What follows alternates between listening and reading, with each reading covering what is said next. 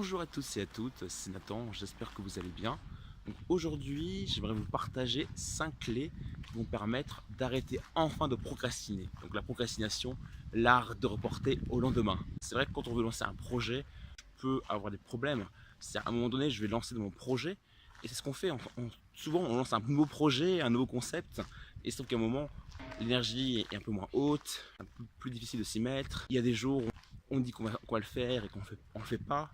Et au moment, on commence à reporter le lendemain, puis après, on abandonne. Les plus courageux, ils abandonnent au bout de 2-3 semaines, voire un mois maximum. Ça, le but de cette vidéo, c'est vraiment vous partager des conseils qui vont vous permettre justement à vous y mettre vraiment sur le long terme et donc à ne plus procrastiner. Alors déjà pour moi ce qui est important c'est d'écrire ses objectifs. Quand je sens que j'ai des visions ou des objectifs que je veux concrétiser ou un projet que je veux concrétiser, pour moi voilà, c'est important d'écrire mes objectifs. Donc dire par exemple je veux développer le business plan d'entreprise, je veux démarcher des clients en fixant mes objectifs, en les écrivant sur un papier. En fait, l'avantage, c'est que je vais extraire l'information qui est dans mon cerveau. Bien sûr, je pourrais me dire, je vais mettre en place telle action à tel moment, je vais remplir un formulaire, aller sur le business plan, je vais analyser le marché, sans forcément l'écrire sur un papier. Mais le truc, c'est qu'on n'est pas forcément très organisé et on peut se perdre après. Ensuite, comme deuxième clé, ce que je pourrais vous dire, c'est de faire un planning. Par exemple, le lundi à 8h, je m'occupe du business plan. 15h, je m'occupe de prospecter sur le terrain, donc de démarcher des entreprises, démarcher des clients sur le terrain. Avec un planning, on est beaucoup plus organisé. Comme ça, on sait à quel moment on fait les choses.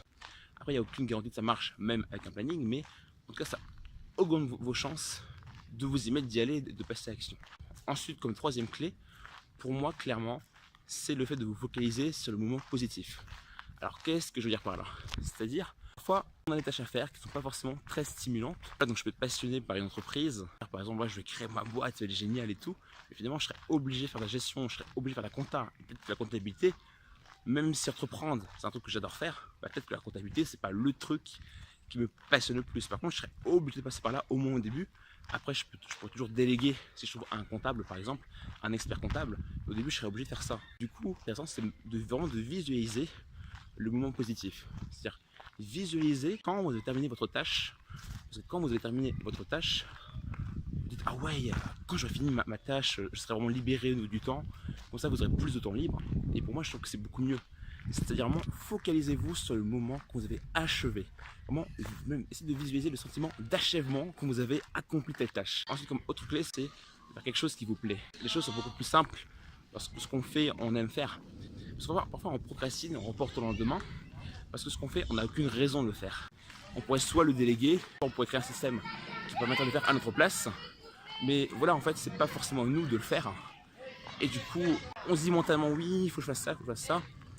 Mais peut-être que c'est pas vraiment ce qu'on a envie de faire en fait. Et du coup, juste respirer, avoir un autre état d'esprit et juste dire voilà, peut-être que si je passe pas à l'action, peut-être que si je suis pas forcément toujours motivé, c'est parce que je fais pas forcément toujours ce qui me plaît au quotidien. Ce que je fais, est-ce que c'est vraiment ce qui me plaît? Parce que du coup, si je fais vraiment ce qui me plaît, ça sera beaucoup plus facile de continuer de persévérer et de passer à l'action par mon business. Donc j'espère que cette vidéo t'a plu. Si c'est le cas, tu peux la liker, tu peux la partager. N'hésite pas à t'abonner à la chaîne pour voir les prochaines vidéos. On se retrouve à très vite. Salut!